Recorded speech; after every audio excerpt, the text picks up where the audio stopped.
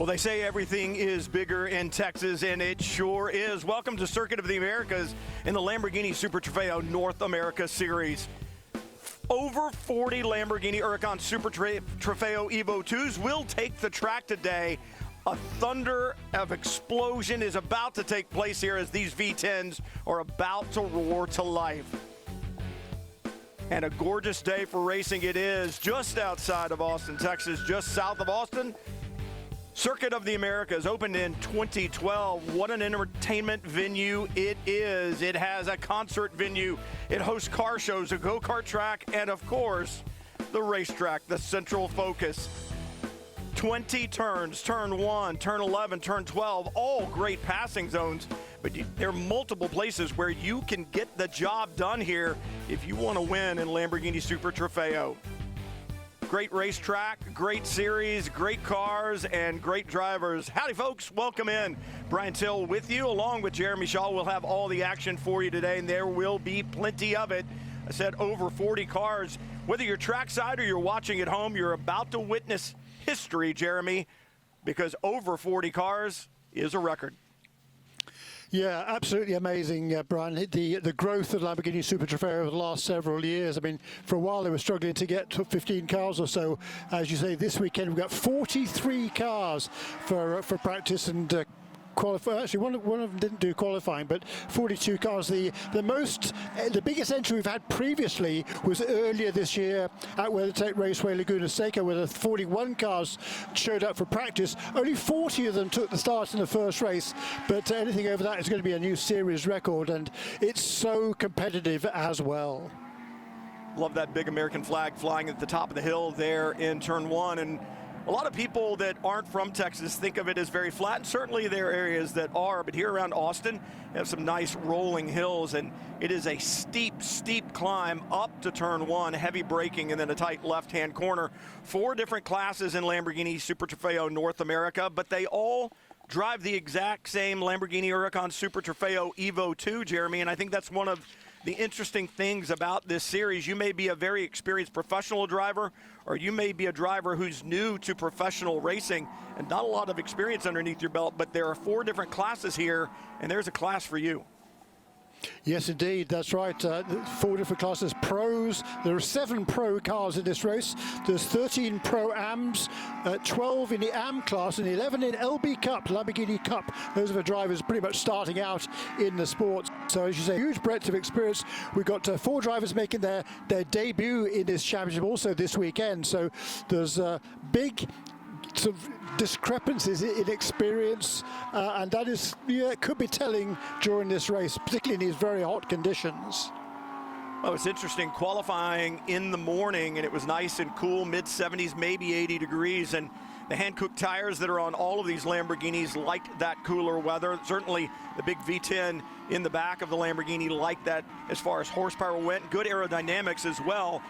This is a completely different ball game. The racetrack is heated up. The air is a little bit warmer. That's going to take away some horsepower, and it's also going to be a little bit of a detriment to the aerodynamic devices on these cars. Yeah, that's very true. I mean, the conditions this morning were pretty much perfect, and that's why one of the reasons why we saw a new lap record in qualifying set by Danny Formal. Originally from Costa Rica, makes his home these days in Florida. This will be Danny's 50th start in this championship. He's a 2-time and defending series champion in Lamborghini Super Trofeo, but I've got a new co-driver this year in Ryan Norman, who also qualified on pole for his race, which will start tomorrow morning. In this field, we've got a total of 40-odd cars. About half of them have 2 drivers who will share the car during each of the 2 50-minute races. The other 20 have solo drivers. There's a mandatory pit stop that has to take place during this race, and whether you're driving alone or having a co-driver, but there's a slight difference in the minimum pit stop time, and that time is taken from the moment the cars enter the pit lane to the moment they leave it. There's a 3-second discrepancy between the solo cars and the dual driver cars, Brian. I think that's the thing that's cool about it. 2 pace laps here, by the way, and the clock does start the first time by, so you can see the clock running. 50-minute sprint race with a mandatory pit stop in the middle of it. So the clock has started as they come down the front straightaway. The race has not. It will start next time by. Yeah, that's right. Just a little bit of extra time to build some heat into these hand-cooked tyres, get them properly ready for the start. There's a huge grid of cars here, and as we've already talked about, the fact that there's quite a few drivers in this field have minimal experience in these cars, so give them one extra lap to get the heat, get the tyres up to temperature, get the brakes up to optimal working temperature as well, and then we can go racing. And that differential in the pit stop minimum time for the single driver cars, the minimum pit stop time during this race is 86 seconds, excuse me, 89 seconds if you're driving this race solo. If you share in the car, if you therefore handing over the car to somebody else basically halfway through the race, or any time between 20 and 30 minutes into this 50-minute race, their minimum pit stop time is 86 seconds, so 3 seconds shorter than drivers are going solo. The reason for that is, if you're driving solo, you get in the car, you know exactly how the track conditions are, how the car is handling, whereas if you're getting in at half distance, it's going to take you better part of half a lap to figure out exactly whether the car has changed or not since the last time you drove it. That is why there is that 3-second differential between single driver cars and co-driver cars. Well, Jeremy, we talk about the experience of the drivers and the teams that are coming into Lamborghini Super Trofeo North America. Well, 6 of those drivers and or their teams made a mistake. Instead of coming around after being released onto the racetrack to come to the front straightaway to grid up in echelon fashion, as we saw, 6 drivers elected to go to pit lane. That's a problem. They will start from pit lane at the back of the field. So an issue there for 6 drivers. That sets you back a little bit. Talk about the 4 different class pole sitters very quickly before we get going. The thing I think is interesting, they're not gridded by class, they're intermingled, and so you may have different class cars between you and your nearest pursuer in class. Well, in LB Cup, it's going to be Rodrigo Valles from Mexico City, who will start on the pole position in car number 34 for TR3 Racing. That's in the 25th position overall on this grid. At least that was before various penalties and or people starting at the back was figured out. In the AM category, it's Al Morey from Indianapolis who will start on the pole position. He will start from the 15th position in car number 17. That's driving for Top Racing, a switch for himself and Cole Kleck, who's a local driver from from this area in Texas. For Top Racing in 15th position. In Pro-Am, the pole sitter is Nate Stacey, who's been around this series a long time. He will start on the Pro-Am pole, 6th position overall in car number 8 for Wayne Taylor Racing with Andretti, and his first pole position in all that time. That's pretty remarkable. But on the pole position overall, starting at the front of the field in car number 1, the Wayne Taylor Racing with Andretti Lamborghini Huracan Super Trofeo Evo 2, car number 1 is Danny Formal, his 50th start and his 9th pole position. Should be a great battle up front, and really all throughout this 41-car field. Lights out on the Lamborghini Huracan Super Trofeo. Safety car, pace car right now. It would be a safety car if we go full course caution.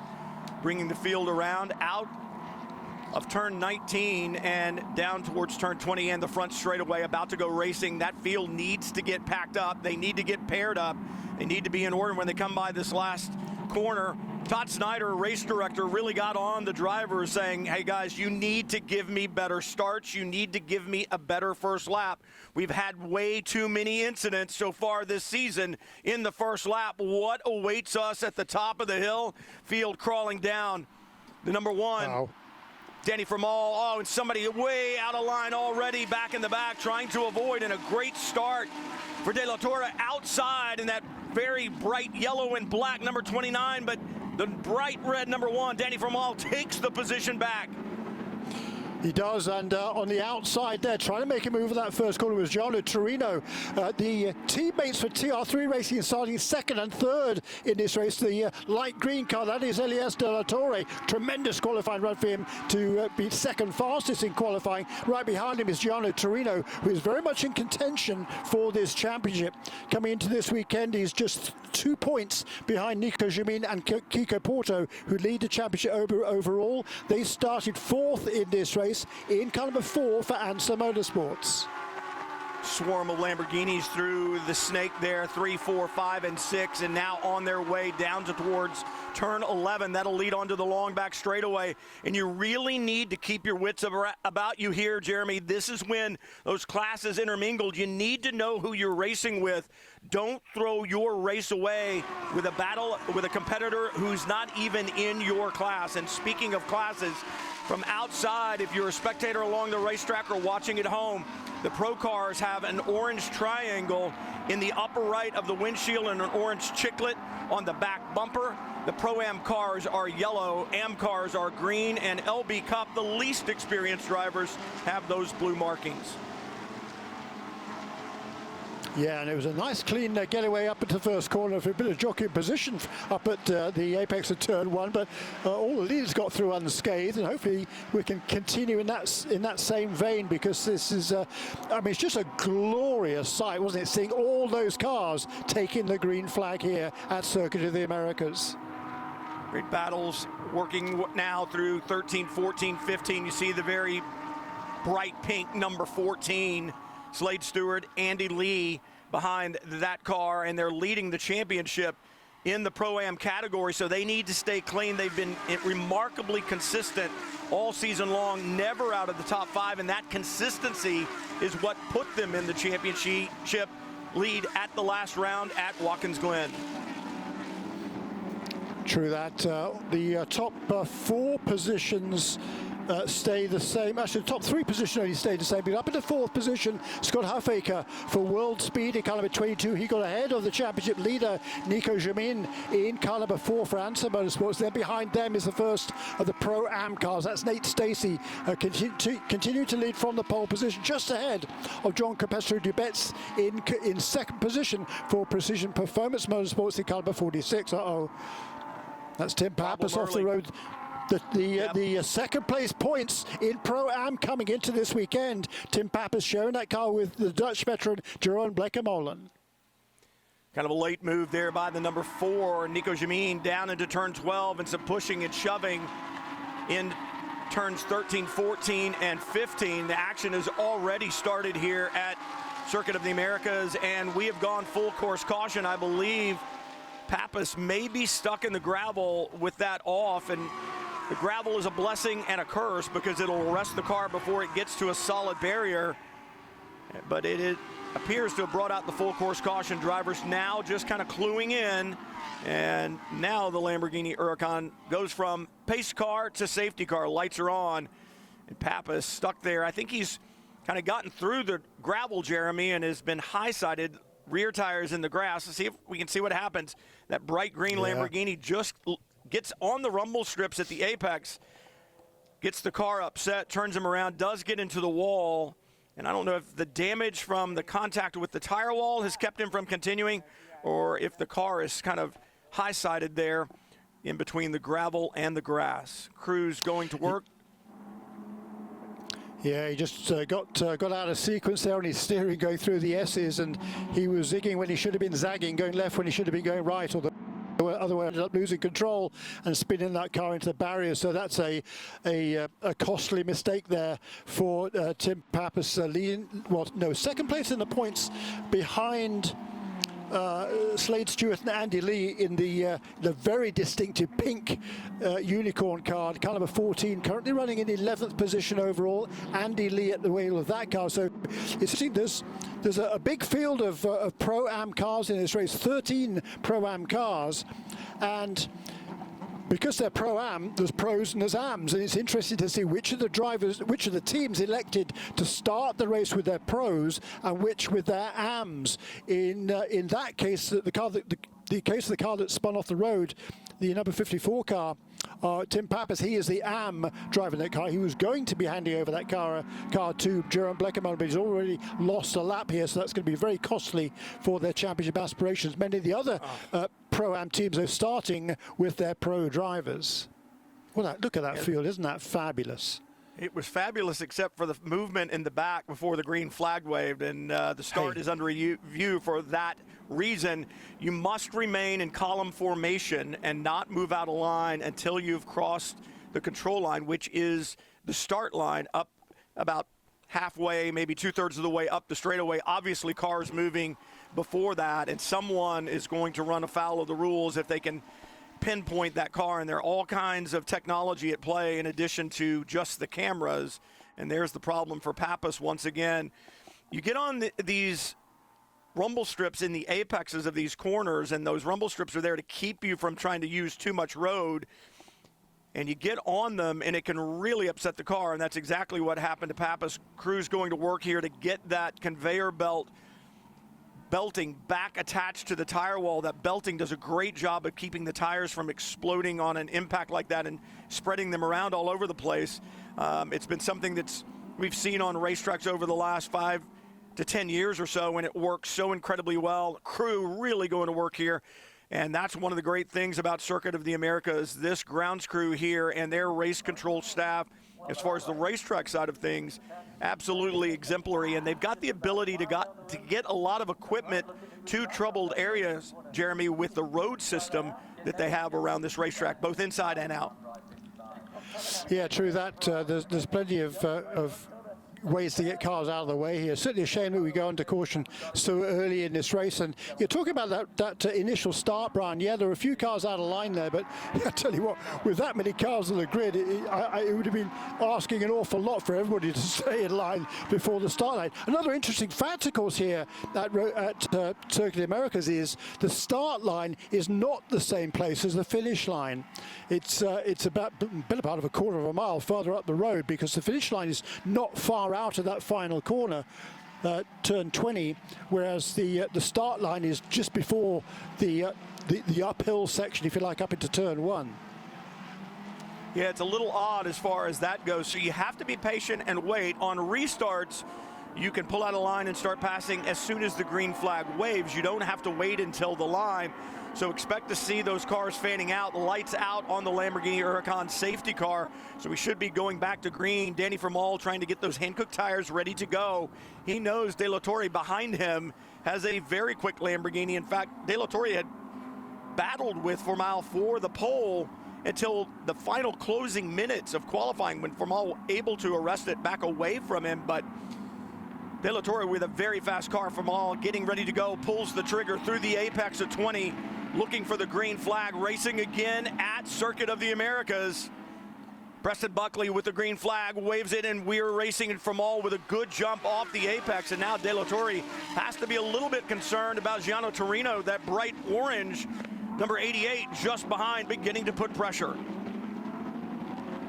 Yeah, and I mean, gosh, the leaders are heading down the hill out of turn 1, whereas the tail end of the field are only just coming onto the start-finish straight. That's how many cars there are in this race. It's just incredible to me to see so many Lamborghini Huracan Super Trofeo Evo 2s. It's a fantastic sight.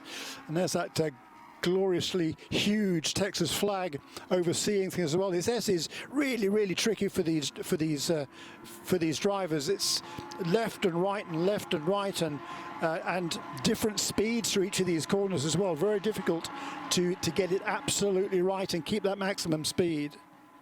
Down the hill to turn 11, this leads onto the long back straightaway, which has been repaved. That red and black number 4, that's Nico Jamin, your championship leader, trying to close down on Scott Huffaker in front of him. And Huffaker doing a great job, really showing what he's made of. Not a full-time participant in this series, but certainly has good talent. He's run 4 races so far, podium finish. Think of Scott in more prototype-type machinery, Jeremy. And this Lamborghini Huracan Super Trofeo Evo 2 is a very, very different beast than a prototype. That is true. Of course, he did actually race to a season in the World Endurance Championship in a GT car a couple of years ago. But yeah, better known for prototypes certainly is Scott Huffaker. But now getting to grips with this car for that World Speed team based out at Sonoma Raceway, Sears Point, as it used to be known, out on the West Coast, and having his best run to date at the wheel of that car, number 22, in 4th position, holding off the championship leader. Right now, we saw the 14 and the car's around contact. That car goes around, and we'll have to take a look and see what happened. There's the 54 in Pappas after the problems that he had. Got the car restarted once they got him out of the gravel trap and has gotten it back to pit lane. Not sure if it's day done, though, or not. We talked about a bad finish for them at Watkins Glen. It's what took the championship lead from them and moved them back to second place. Is this going to be another bad finish? And with a field this deep in Pro-Am, Jeremy, the more cars that are out there, if you're finishing at the back of the pack, it's the biggest point swing that you can imagine, and that is not what that team wants to see. No, that's exactly right. They need points, certainly. And if we look at the overall in the pro category, the lead held by Nico Jumin and Kiko Porter for IMSA Motorsports in that car number 4, running in the 5th position, however, at the moment. In second place in the points is the car that's running 3rd in this race. That's Gianlu Torino, who will be sharing that car with Ernie Francis Jr. That's the car number 88. And the race leader right now, Danny Formal and Ryan Norman, they currently came into this weekend 10 points behind the championship lead. They will gain 1 point for the pole position for today, earned by Danny Formal, and also Ryan Norman has qualified on the pole for tomorrow's race as well, so that's another point. And this win, looking for a maximum score today of 16 points, 15 for the win and 1 for the pole position. Saw a big move there, a late move by Shihan Chandrasoma into turn 11, past Ken Dobson. That is not a pass for position in class, but Dobson wants it back. And that's part of this multi-class racing. You don't want to throw your race away by racing with someone who doesn't matter, but at the same point in time, you want to get past the cars in front of you. There's that contact, the 57 around a little bit earlier.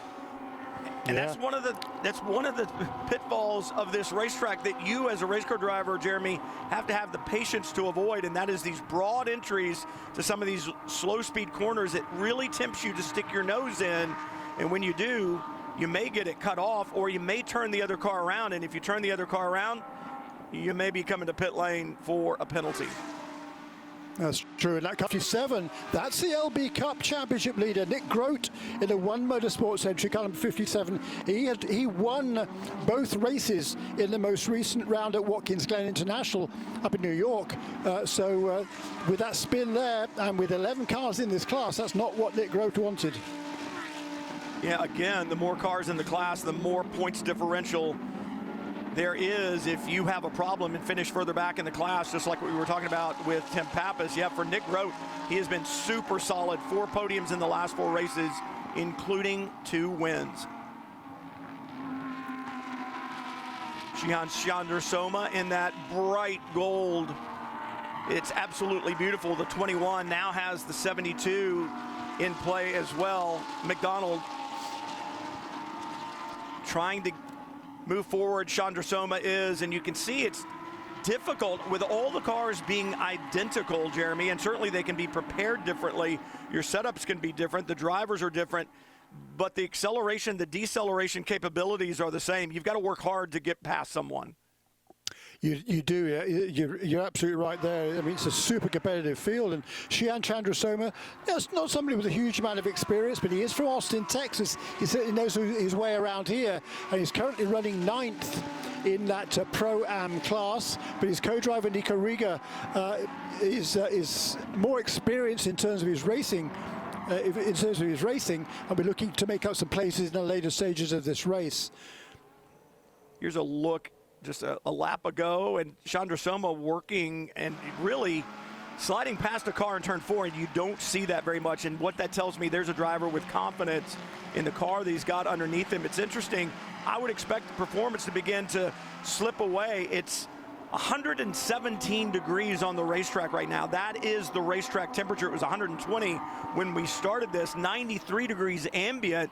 And so again, that temperature can't really be displaced. It has nowhere to go, especially when you look at how close the corners are from turn 1 all the way to turn 11. The car is always doing something that puts energy in the tire, that puts heat in the tire, Jeremy.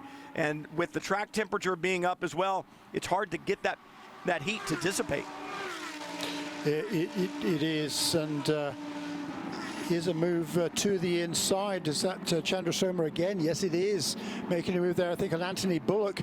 That's, again, it's a pass for position on the racetrack, but not for class position. He's in 8th position. He did get past Blake McDonald, as you suggested a lap or so ago, but Anthony Bullock is running the AM class, whereas Chandrasoma is in Pro-Am. But there's battles all the way up and down this field, and keeping track of everything here is mighty difficult.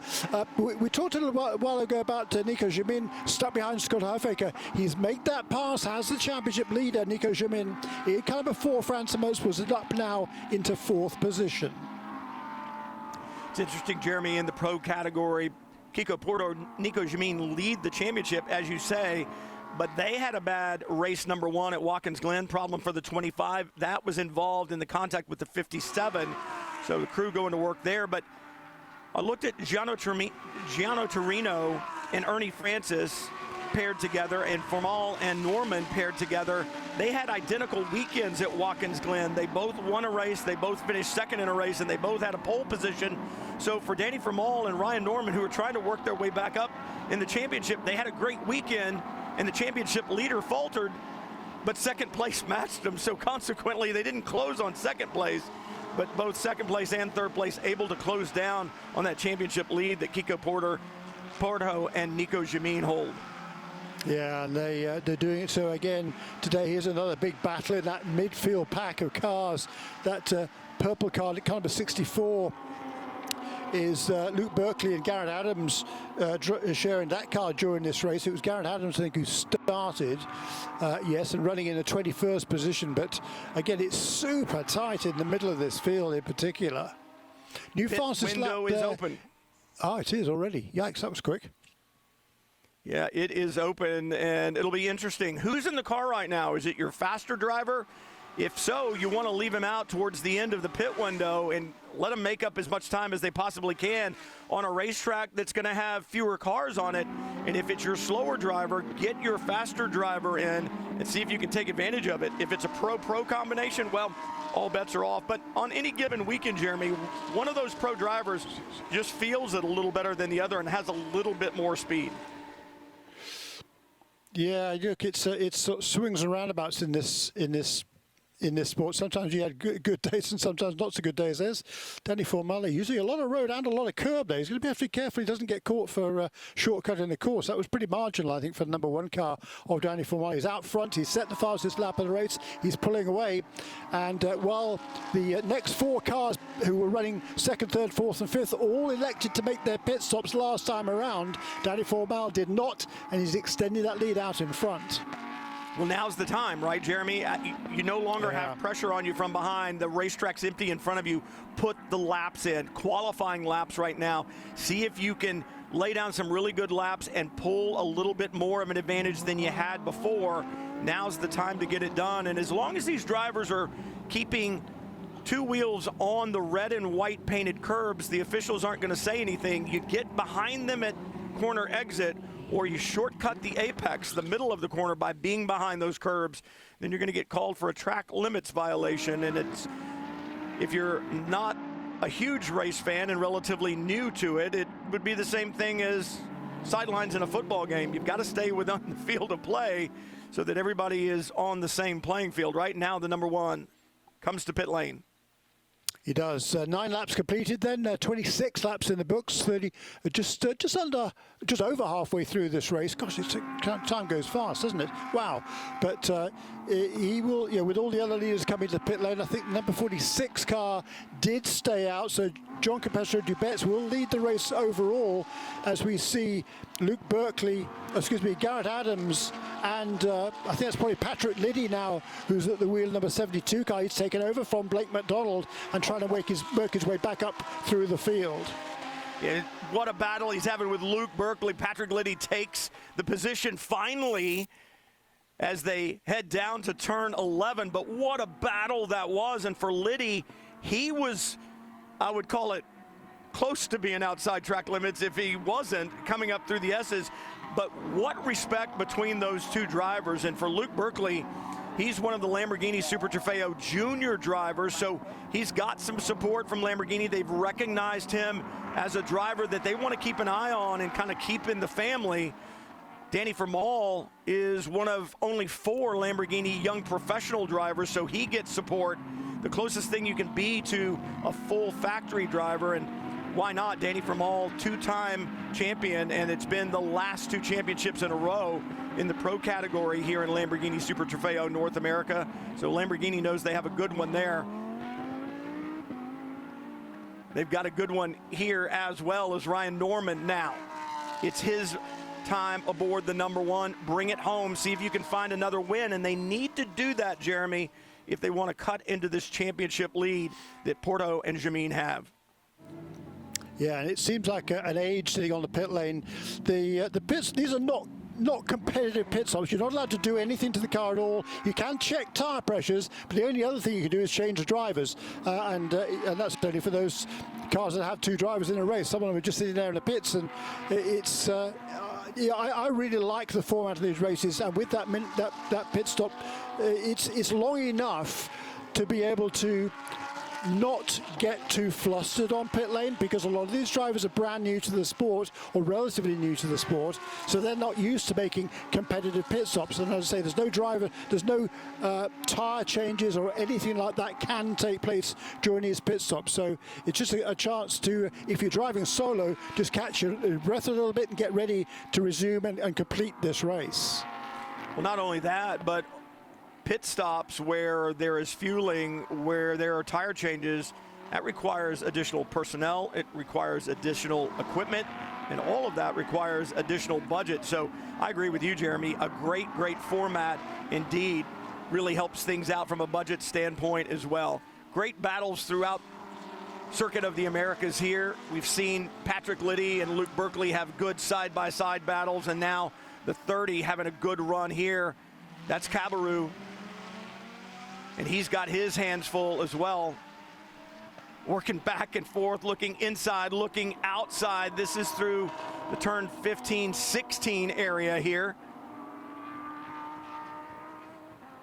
And once again, you'll notice the different colored triangles in the upper right windscreen telling you that even though this fight is a good one, it's not for position in class. Cabarrus trying to work his way back up after their pit stops, and he's going to have to cycle through some cars that have been left on the racetrack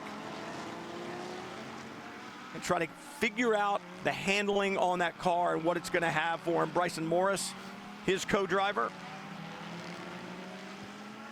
And you said it, Jeremy, I think this pit stop idea of being a little bit longer for the one driver formats, because they know the track conditions, they know the car, I think it's brilliant.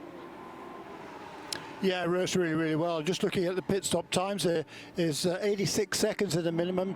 I can't see that anybody has transgressed below that, so that's certainly good news. Although there's a 1 minute 38, that's 98 seconds. That's a long stop for the number 77 car, which was leading in pro before the that pit stop for that number 77 car. It was started quite a long way down the order, actually, by Jake Walker, and Kjorn Tanden is who's a former AM champion in this class, in this category, is taken over at the wheel.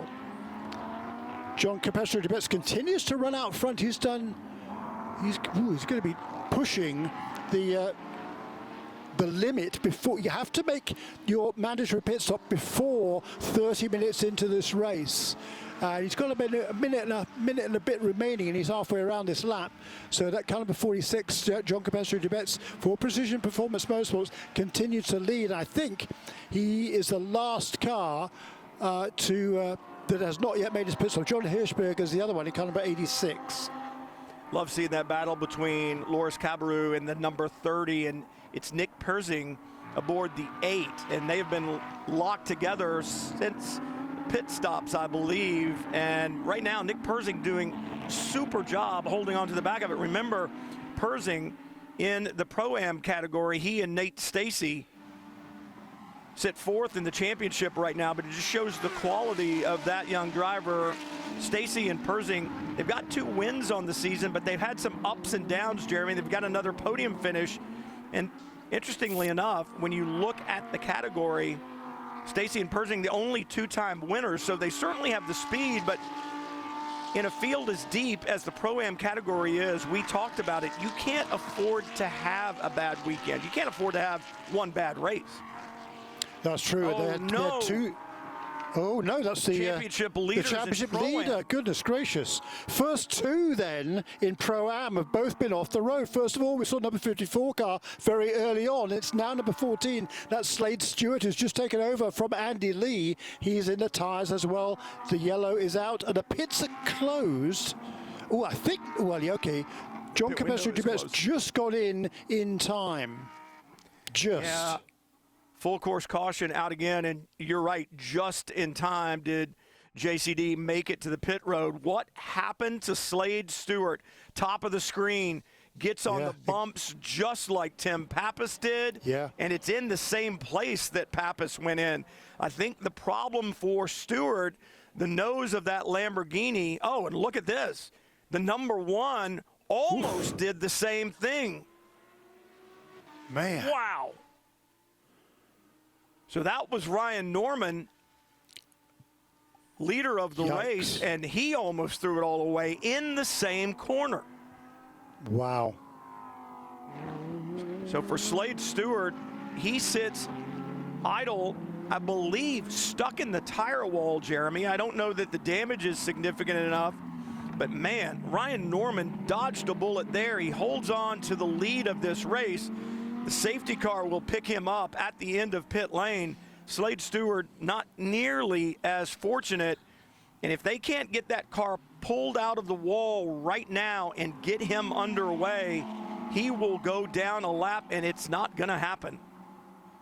No, I mean, the chance of that, the top two in the championship both making pretty identical errors, it looked like. I mean, they just got sideways going through the S's there, got out of sync. As I say before, earlier on, he was turning left when he should have been turning right. He was turning left to correct the car because it was sliding sideways on him, and it spears off the road and into the tires and into the gravel. And boy, that's exactly what you don't want. And this is great news now for Joel Miller and AJ Muss. They came into this weekend 15 points behind Slade Stewart and Andy Lee, and Joel Miller is now running third, I think, in the Pro-Am class. Depends on when number 46 car comes back out onto the racetrack after making his pit stop, because the timing hasn't yet cycled through. But Joel Miller in car number 66 for 47 Motorsports, sharing that car with the former Olympic snowboarder AJ Muss, now running third in the class, right behind Nick Persing and Nate Stacey, who were fourth in the points coming to this weekend. As I look again, that was a high-speed spin there for Slade Stewart. You can see how that low nose on the Lamborghini gets underneath the tire wall, and that's what had Stewart trapped there. He could not get out. For Ryan Norman, I don't know if he got on the curb like Slade Stewart did, but Stewart was definitely up on the curb. You saw that Lamborghini just bucking as it came off of that bump there in the apex. It could not gather it up. And I'm looking at the points, Jeremy, and looks to me, AJ Muss, Joel Miller, only 5 points behind coming into COTA from Andy Lee and Slade Stewart. Stewart and Lee with their problems. We know Jerome Bleekemolen and Tim Pappas had their problems. You're right. This could change the complexion of the Pro-Am Championship significantly. It's exactly what we saw at Watkins Glen when Tim Pappas and Jerome Bleekemolen had their problems in race 2 and only scored 1 point when they finished 10th. Yeah, and I misread my table here. You're absolutely right, just 5 points. So if they just have a good, consistent run today, then Joel Miller and AJ Muss should take over the championship lead in Pro-Am. And what a turnaround that would be. Look at that. That was a massive moment. Look, did he shortcut the course here in regaining control? No, I don't think he did. He ran wide there, didn't he? And I don't think. Yeah, he's off the track. He's saving his life, is what he's doing out there, Jeremy. So, man. Yeah, and they're going to look at that, and yeah, there's no way he made time with that maneuver, but he did do what Slade Stewart did. I saw the car rotate a little bit before he got to the apex, but then at the apex, on the bumps again. And the problem is, when a car is not on the ground, when those hand coupe tires aren't touching the ground, they're not going to give you the grip that you need. That's exactly right. And so here are the cars then behind the safety car. The safety car, however, has not picked up John Hirschberg. John Hirschberg has not yet been in the pits, I believe, in car number 86, but he has not been picked up by the safety car. So he's out front somewhere, I think. And behind the safety car, behind the safety car there is Ryan Norman, who's running in second position in a race, leading in a pro class. John Hirschberg, though, he's still got to serve his mandatory pit stop. So even though he's not where he should be on the racetrack, I'm not quite sure whose mistake that was. Probably the safety cars, to be honest. Then it's he's still going to fall way back when he does finally make that pit stop. But certainly at the front there, Ryan Norman, Ernie Francis, Elias de la Torre, they were nose to tail after that incident for Ryan Norman. Before that incident for Ryan Norman, he was about 3 seconds ahead of Ernie Francis, who had got himself up into second place in the number 88 car. That's the car he shares with Giano Torino, and they moved up to second place during that round of pit stops at the expense of Elias de la Torre in car number 29. The reason for that is because Elias de la Torre, he's a single driver in this race. His pit stop is mandated, has to be 3 seconds longer because he's not handing over the car to anybody else. That is why he lost that second position on the road, and that has moved Ernie Francis up into second position now for this restart, right behind Ryan Norman. It's so interesting, Jeremy. I'm thinking about these pit stops. I'm thinking about the weather conditions as well, the heat in the racetrack, the ambient temperature. We know those drivers that were out there in the first stint, they need to save something for their teammate that they're going to hand the car over to. But when was the last time, what was the weather condition like? Well, I know what it was like because they both qualified in the morning, right? First qualifying session, second qualifying session. So it's like they had a very different race car the last time they were on the track. These second drivers getting in a car that's hot on hot tires on a racetrack that's greasy, and that is a completely different beast than they were trying to control a little bit earlier in the day in qualifying in much different conditions. Yeah, okay, right. So I think we're getting ready to go back to green now. We've got, 12 and a half minutes remaining in this race. And John Capestri Dubets, by the way, in that car number 46, made the pit stop right as we're coming back to yellow. He's handed over the car to Tom Capizzi. Still leads in Pro-Am, 6th position overall, car number 46. Green flag. Races on. Ernie Francis aboard the bright orange number 88. Going to put pressure on Norman. Norman wide. Francis is through. This is big, Jeremy. This is big. Again, in this championship, the one needs to finish in front of the 88, and it all just went away right there. Get back up to speed. Don't let it get in your head. If you're Ryan Norman, get it gathered back up and get on the attack. Wow. And that's an unforced, well, it was a forced error, wasn't it? You're not going to call that an unforced error. That was very much a forced error there for Ryan Norman, the leader, and he's now got some ground to make up again. Yeah, this is interesting. You've got time to get this done. Get your wits back under you. And the green and white car, gets the 46 punted. Around. That's Tom Capizzi. Yes, that's Tom Capizzi. Got hit from behind, I think, by Scott Halfaker or Loris Cabarro. It was one of the two. Didn't actually quite see which one it was. Oh, and he gets hit again. Get on the brakes. This is what Todd Snyder talked about. These driver changes, and you get out there and they just are on it so hard from the beginning. They're not up to speed yet. Got to keep your wits about you, get up to speed. And he's looking for clean racing, and he's just not had it since this restart. That was rough. Saw Capizzi around big time. Not sure which car it was that got into him. There's a little bit of a traffic jam there, but it doesn't matter when you're the following car. It's your responsibility to stay out of the rear bumper of the car in front of you, and for Capizzi, that just did not happen. No, and he was trying to defend the inside line going up there into turn 11, but there were so many cars all around him that it kind of didn't work. He knows he's not as quick. Those are all pro drivers around him, so you talked about earlier on, pick your battles. He's not battling with them, he's battling with the other pro-am cars, that's going to be costly for the number 46 car. It'll be interesting to see. I'm sure that'll pop up on the timing screen as being under review here shortly as this battle heads up into turn 1. And then a little bump and push and shove there by the 47 of Dominic Starkweather into the car just in front, saying, let's go, let's go.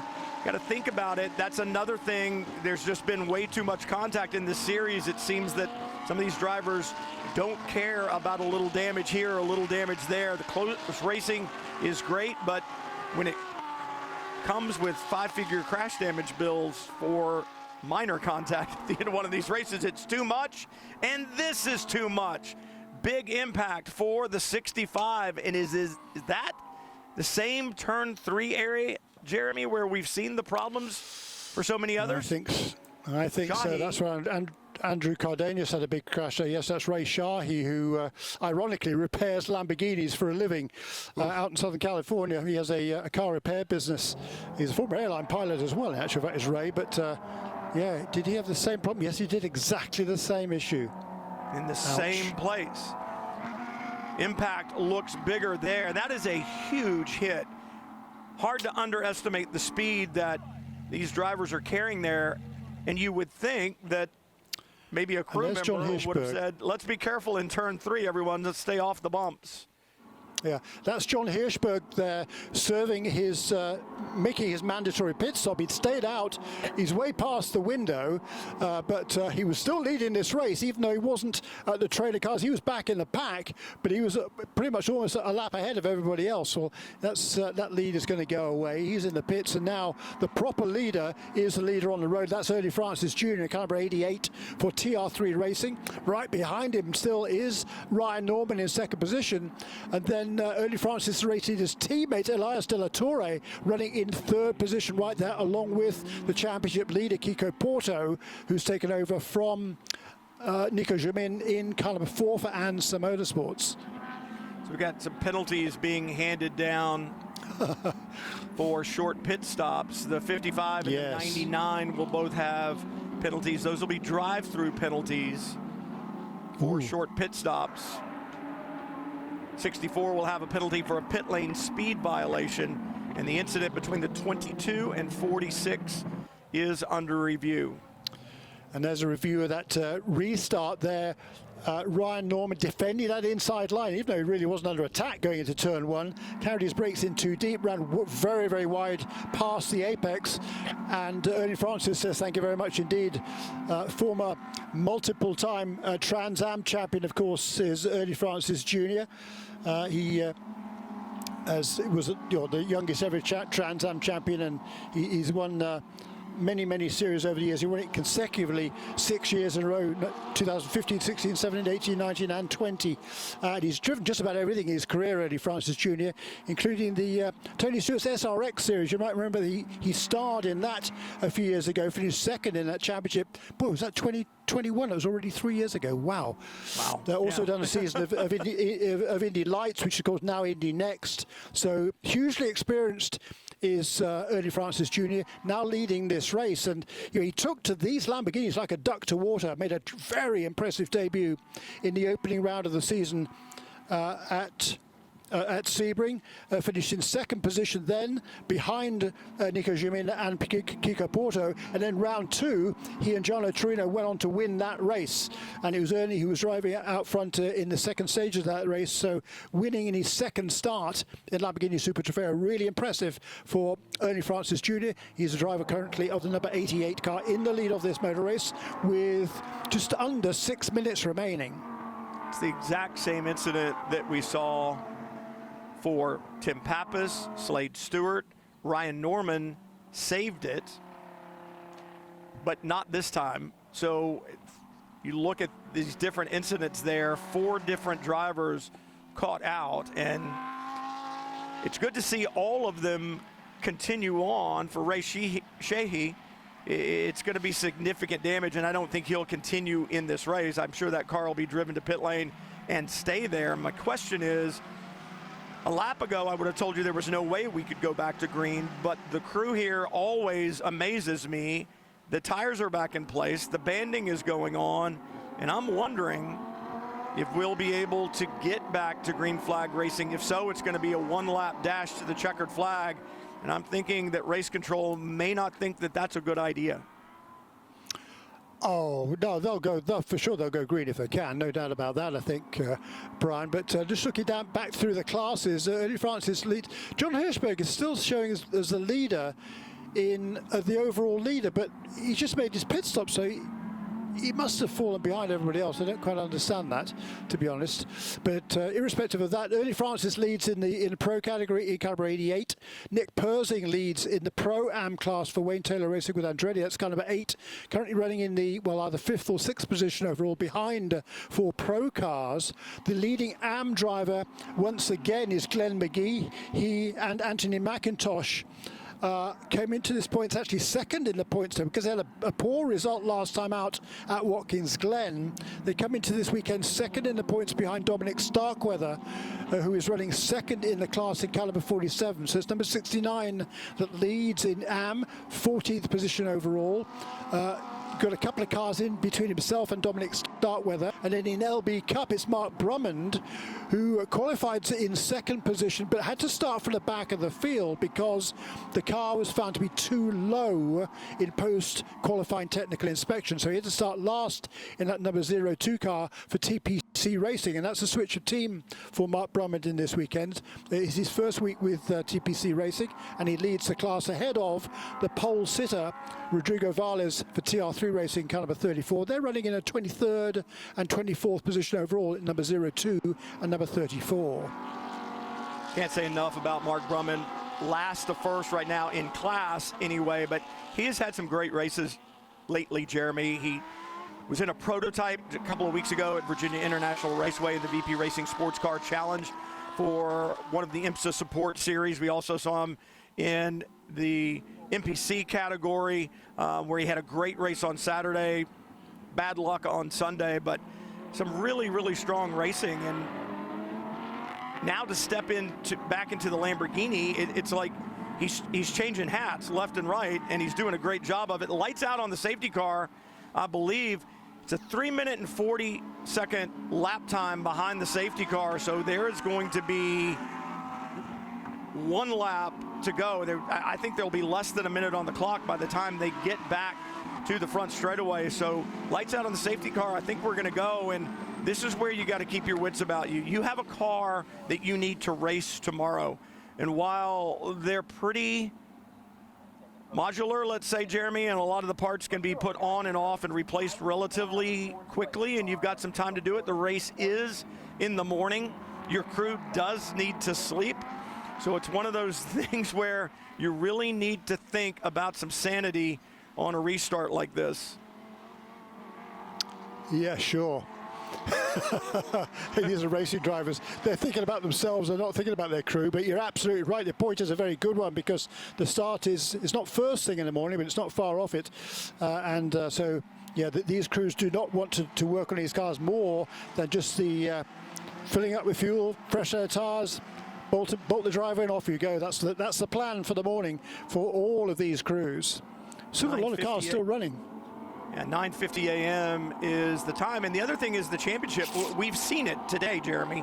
We've seen cars have problems and the championship complexion change massively. We're seeing it right now for sure in Pro-Am. If it finishes like this, Pro is going to close up as well. And you were talking about the different championships a moment ago.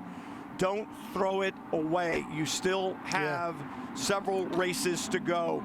Be fast, be aggressive, but be smart. Time to find out who can do just that. Green, white, restart. 1 lap to go. Circuit of the Americas, Lamborghini Super Trofeo, North America. Ryan Norman looks to the outside, now to the inside. Not a lot of grip down there. He found that out on the last restart. Controls it better. Does he have a run down the hill? He does with Ernie Francis. Now they're going to go side by side through turn 2. Now the treacherous turn 3. He gets put off. Ryan Norman off the racetrack a little bit. He's going to hold on to the second position. Oh, and it spins. Kiko Porto made contact. Kiko Porto got up into third position ahead of Elias De La Torre, and those two made contact as they went through the S's, Brian, and both ended up spinning. What did we just say? Think about the championship. Don't race for points, but don't throw it all away. Did we just see that? Ernie Francis, no one in the mirror now. Cars were there, they are gone, just like that, and now the racing, the charge behind them. Nick Persing aboard the number 8, trying to take the victory in the Pro-Am category. The 2.9 car there, De La Torre is not in class. He doesn't need to race that car. Absolutely right. He needs to settle down here, just run in third position just fine for that black and blue car of Nick Persing to come away with what would be their third win of the season. They had 2 DNFs. They had a poor finish also in race 1 at Watkins Glen. So they've got some ground to make up in the championship. They need this win. They don't need second position overall. Nico Jamin, Ernie Francis came to Texas only 2 points behind the championship leaders, Kiko Porto and Nico Jamin. For Ernie Francis and Gianno Torino, right now, just ahead, 2 corners to go. They're looking at win number 3 on the season, and they're looking to change this championship lead. Out of the final corner, checkered flags wave, the victory to Francis and Torino in Texas. TR3 Racing is going to celebrate a 3rd win in the Pro category. And in Pro-Am, Nick Persing is going to cross the line first. He and Nate Stacey will take the victory there, and that is huge in their championship fight. It is for both of those two teams. That with that win today, Ernie Francis and the off on the last lap for Ryan Norman and Danny Formel, that will move Ernie Francis Jr. and Gianno Torino into the lead of the championship. They came in just 2 points behind Nico Jamin and Kiko Porto, and they're going to more than make up that. There's a great run for both those two, and Ernie Francis, he was under so much pressure at that first corner, kept his head, and they were side by side through turn 3, and perhaps a little bit of contact between himself and Ryan Norman, but I'm sure the stewards will look at that. But when you're trying to make a move around the outside there, it's awfully difficult, and you've got to be super confident to make that pass. But what a great run there for Gianno Torino and Ernie Francis Jr. to come away with their 3rd win of the season for TR3 Racing. And in the AM category, Glenn McGee behind the wheel as they take the checkered flag. He and his teammate Anthony McIntosh, they're going to celebrate another victory, and that is going to close them down on Dominic Starkweather. What happened here? You see Ryan Norman up on the curb, gets a little bit loose, and then just behind him, I think the car just behind has to check up Jeremy, because Ryan Norman is slowed a little bit, and they do make that contact. And with that contact, around goes the number 1, around goes the number 4 of Porto, and that changes the championship complexion. Yeah, I mean, there was definitely contact between number 4 and the number 1 car. There's Gianno Torino. Look at the enthusiasm there. It's brilliant to see, isn't it? I mean, he knows how big this is. The 20-year-old, originally from Johannesburg in South Africa, makes his home now in Palm Beach Gardens, Florida. And I tell you what, he's a really talented young man. We know how good Ernie Francis Jr. is. He's been around this sport a long, long time. But for Gianno Torino, it's been a tremendous season so far, and that will move them into the championship lead unofficially. Yeah, looking at the unofficial results, the timing and scoring is still showing Jonathan Hirschberg as the overall winner. So he's not, we know that, but that would put him in the lead in LB Cup, and I don't think that's the case either, Jeremy. I think LB Cup is going to go to the 34, and that would be Rodrigo Valles with the victory there. So that's how I think it's going to turn out. So what happened to Mark Brumman on that last lap then? He fell back Rodrigo Well, Valles looks to take his first win in LB Cup. Well, it's easy to get swallowed up on those restarts, and it's why the green-white restart is always so treacherous. But, man, certainly exciting here. We said it was going to be. And I know for Todd Snyder, he's probably a little frustrated, but it could have been a lot worse, don't you think? Yeah, I mean, look, we had 43 cars start this race, and we saw some tremendous racing. Yeah, we saw too much caution, but we saw some great racing as well.